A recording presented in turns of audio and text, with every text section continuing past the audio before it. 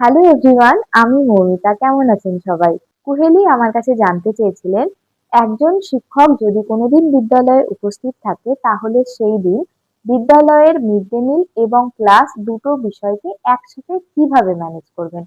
আমি যদি কোনোদিন একা বিদ্যালয়ে উপস্থিত থাকি তাহলে আমি বিদ্যালয়টাকে কিভাবে পরিচালনা করব, আমি সেটাই এখানে তুলে ধরার চেষ্টা করছি। আমি যেদিন বিদ্যালয়ে একা উপস্থিত থাকবো তো সেই দিন আমার পক্ষে আলাদা আলাদা ক্লাস নেওয়া তো কখনোই সম্ভব না। সেই জন্য আমি সবার প্রথমে ওদেরকে একটা ঘরে বসার জন্য বলবো। তারপরে আমি যথারীতি প্রেয়ার লাইন কমপ্লিট করব এবং নাম প্রেজেন্ট করে নেব।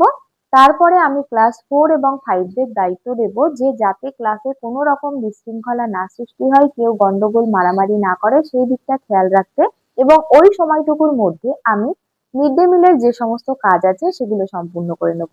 যতজন ছাত্রছাত্রী উপস্থিত থাকবে সেই দিন তাদের পরিমাণে কতটুকু খাবার প্রয়োজন, কতটুকু চাল এবং অন্যান্য রান্নার সামগ্রী প্রয়োজন, সেই সমস্ত বিষয় আমি রাঁধুনিদের বুঝিয়ে দেবো এবং যতটা তাড়াতাড়ি সম্ভব আমি ক্লাসে আসার চেষ্টা করব।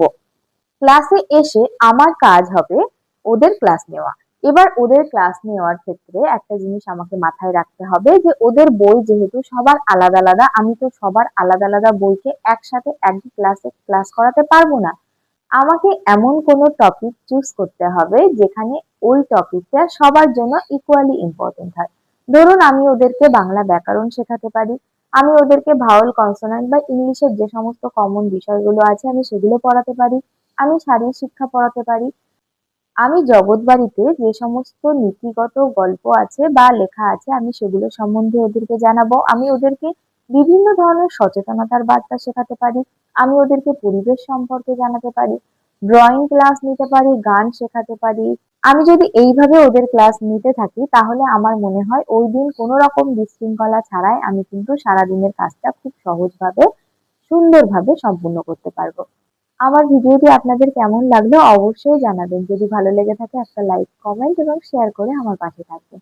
ঠিক ইন্টারভিউ রিলেটেড ভিডিও পেতে আমাকে অবশ্যই ফলো করে রাখবেন। ধন্যবাদ সবাইকে। ভালো থাকবেন, সুস্থ থাকবেন। নমস্কার।